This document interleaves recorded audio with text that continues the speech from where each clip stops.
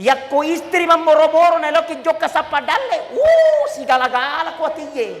Biarpun ibu hebat tahajudnya, biar ibu hebat puasa Senin Kamisnya, tapi kau tidak menghargai seorang suami, kau tidak patuh sama suami, demi Allah neraka terbuka bagimu 24 jam.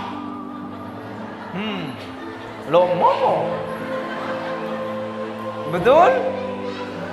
Makanya kasih sayangi suami tak, doakan kalau mau berangkat. Bapana lo ni joka, lona. Doakan ni bapana, berikan cium tangannya supaya membarakai. Kenapa? Kita suami tergantung istri. Yakko istri memboro-boro neloki joka sapadalle. Segala-gala kuatiye. Betul tidak? Karena kenapa doanya istri terhadap suaminya tidak ada ilatnya di hadapan Allah Subhanahu wa taala, pasti dikabulkan. Ya ro kencan itu istri. Makanya istri tidak kuat secara tenaga, tapi dia kuat dalam bentuk rohani dan doa kepada Allah Subhanahu wa taala. Makanya Pak, ada kicapai baineta maka dah melemah, tapi dia bisa berlawan dengan doa. Salah satu doa yang diterima wanita seorang istri terhadap suaminya.